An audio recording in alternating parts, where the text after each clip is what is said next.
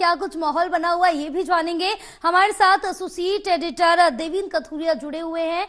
देवेंद्र, जिस तरह से देखा अगर यहाँ पर बात की जाए तो जो 2019 में मुकाबला था, जो बीजेपी को यहाँ पर बढ़त मिली थी क्योंकि 10 की 10 सीटें बीजेपी के पास थी, लेकिन अब कहीं ना कहीं इस बार बड़ा झटका लगा है, लेकिन इस बार भी जीत का सर्टिफिकेट नायब साहनी ने दिखाया है। देखिए जया, 2019 लोकसभा की बात करें तब हालात और थे, आज हालात और हैं। दरअसल 2019 में जो पुलवामा वाला कांड हुआ था, फिर एयर स्ट्राइक भारत की तरफ से की गई थी, मोदी जी की जय जयकार हो रही थी, बीजेपी की लोकप्रियता चरम पर थी। 2014 से भी मेरे को लगता है ज्यादा, इसी वजह से अगर पहली बार में 282 सीट आई थी बीजेपी की तो तब 303 आई थी 2019 में, लेकिन तब लहर थी, लोकप्रियता चरम पर थी मोदी जी की। लेकिन अब हालात 5 साल बाद बदले हुए थे, क्योंकि 2019 में बहुत सारे वादे किए गए थे कि 2022 तक किसानों की आय दुगनी हो जाएगी। 15 लाख वाली बात तो 2014 में थी, वो वायदा पूरा नहीं हुआ। उसके अलावा पीएम आवास योजना के तहत हर परिवार की अपने घर की छत होगी, 2 करोड़ नौकरियां सालाना होंगी, बहुत सारी चीजें थी। धीरे धीरे समय जब गुजरता है तो थोड़ा थोड़ा आदमी को थोड़ा सा एक परख भी होने लगती है। तो उसमें ये रहा कि वो कमिटमेंट्स पूरी नहीं हुई, हालात बदलते चले गए। फिर कांग्रेस ने अपने आप में सुधार किया बतौर विपक्षी पार्टी।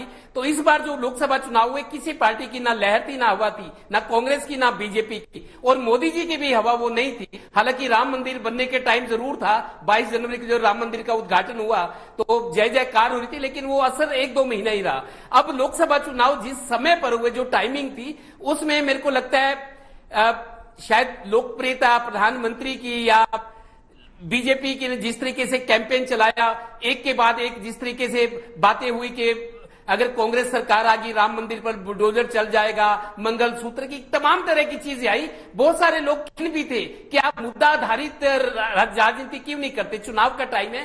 कांग्रेस को भी बीजेपी को ये नसीहत बहुत सारे लोग दे रहे थे कि आप मुद्दों से भूल कर भटक कर आरोप प्रत्यारोप की राजनीति करे। तब जब लोकसभा के चुनाव वोटिंग होने वाली थी तो लोगों का अलग अलग कारणों से रुझान जो था, जो उनका जो मन था वो खराब था। जैसे मैंने आपको बताया, राजधानी दिल्ली में बीजेपी सीटें सारी ले गई, लेकिन पड़ोसी राज्य है हरियाणा है, वहां यहाँ 5-5 सीटें बट गई और पंजाब में कुछ नहीं मिला। हरियाणा और पंजाब में इसकी एक बड़ी वजह किसान आंदोलन को मानता हूं। किसान आंदोलन की वजह से मेरे को बीजेपी को बहुत नुकसान हुआ है। उसके अलावा एक कम्युनिटी विशेष, एक समाज विशेष जो इस जिद पर अड़ा था कि बीजेपी को नहीं जीतने देंगे, मुखरता के साथ और बिल्कुल एक उस तरीके से इरादे के साथ, वो भी फैक्टर नुकसानदायक हुआ। महिला खिलाड़ियों का मसला था, सरकारी दफ्तरों में भ्रष्टाचार की बात है, इस तरह की और बहुत सारी परेशानी, परिवार पहचान पत्र, प्रॉपर्टी आईडी से लोगों को जो परेशानी हुई, लोग मन में अपना गुस्सा रखे हुए थे। चुनाव में उनको लगता था कि चुनाव में वोट के जरिए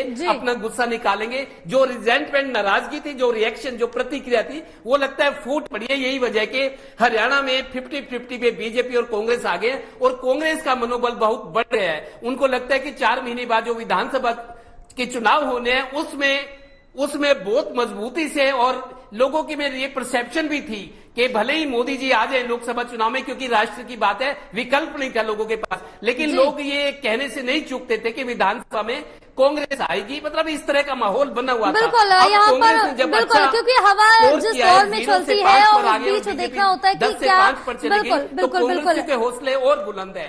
मतलब 4 महीने बाद विधानसभा के तौर पर बीजेपी की एक बड़ी अग्नि परीक्षा फिर इंतजार कर रही है। और अगर मेरे को लगता है जया, अगर बीजेपी अकेले से चुनाव लड़ती है, उस स्थिति में शायद नहीं है कि सरकार बन जाए, क्योंकि हालात बहुत विपरीत हैं। बिल्कुल, हालात बिल्कुल विपरीत है, क्योंकि 2019 की देवेंद्र बात करें तो कुछ और हालात है और 2024 में बिल्कुल विपरीत हालात देखने को मिल रहे हैं। हमारे साथ associate editor doctor Mahesh Kumar भी जुड़े हुए हैं, उनसे भी और ज्यादा जानकारी लेंगे। महेश, जिस तरह से देखें कि 2019 से 2024 में बिल्कुल हालात अपोजिट आए, क्योंकि जहां 100% सीटें बीजेपी के खाते में थी तो अब 50% दिख रही। सबसे बड़ा कारण किसान माना जा रहा है।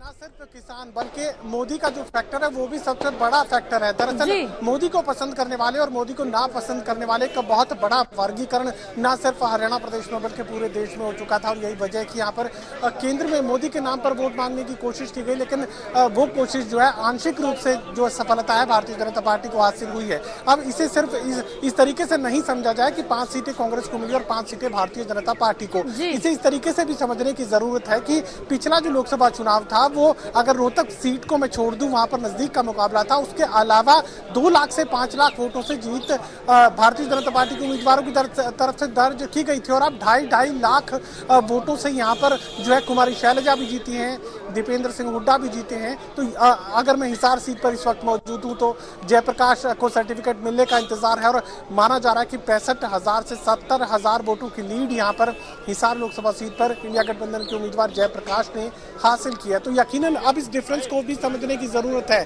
कहाँ 2 और 5 लाख वोटों से जो है भारतीय जनता पार्टी के उम्मीदवार जीत रहे थे, दिल्ली तक पहुंच रहे थे, संसद तक पहुंच रहे थे, लेकिन अब जो कांग्रेस पार्टी के उम्मीदवार है वो 2.5 लाख वोटों से जीत दर्ज कर रहे हैं। तो कह सकते हैं कि आगामी जो विधानसभा की चुनावी है वो भारतीय जनता पार्टी के लिए और ज्यादा मुश्किल होने वाली है। और मुकाबले की अगर काउंट की संख्या का भी मैं जिक्र करूं तो ये माना जा रहा था कि 10 जनता पार्टी की बमुश्किल 1 सीट पर मुकाबला हो तो हो, वरना 10 की 10 जीतेंगे। लेकिन अब जो चुनाव परिणाम सामने आए उसमें 2.5 लाख से ज्यादा वोटों से जो है कुमारी शैलजा जीती है और करीब 2.5 से ही जो अंदाजा मुझे लग रहा है कि दीपेंद्र सिंह हुड्डा जीते हैं। हिसार सीट का मैं जिक्र करूं तो 65 से 70,000 वोटों से जेपी जीतेंगे।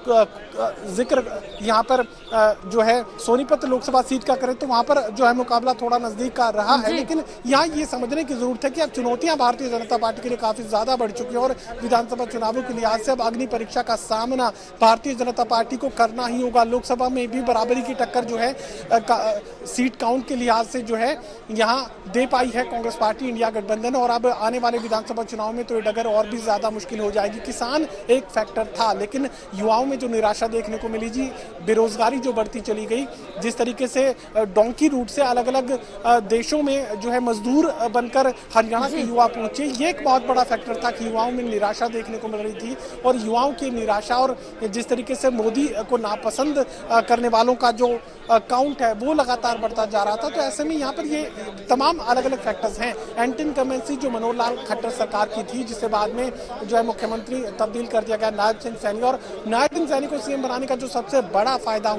हुआ वो ये हुआ कि करीब 92% जो हरियाणा का सैनी वोटर है उसने भारतीय जनता पार्टी को बिना मांगे वोट देने का काम तो किया। लेकिन बावजूद इसके परिस्थितियां बहुत ज्यादा भारतीय जनता पार्टी चुनाव परिणाम के लिहाज से नहीं बदल पाई और अब चुनौतियां बहुत ज्यादा भारतीय जनता पार्टी के सामने खड़ी है। और कह सकते हैं कि अब कांटे की टक्कर यहाँ पर देखने को मिली है लोकसभा चुनाव में, और आने वाले विधानसभा चुनाव में तो भारतीय जनता पार्टी के लिए ये अग्नि परीक्षा और ज्यादा मुश्किल। बिल्कुल, कहीं ना कहीं मुश्किल बीजेपी के लिए ज्यादा बढ़ती जाएगी और देखना होगा कि इसका कितना असर अब बीजेपी का विधानसभा चुनाव पे पड़ता है। फिलहाल आप दोनों का तमाम जानकारी साझा करने के लिए, तमाम चर्चा करने के लिए बहुत शुक्रिया। तो बताते चले कि जिस तरह से अगर बात हरियाणा की करें तो कहीं ना कहीं एक बड़ी चोट के रूप में बीजेपी को देखा जा रहा है, क्योंकि यहां पर जो अब मुकाबला था 50-50% का हो गया था। फिलहाल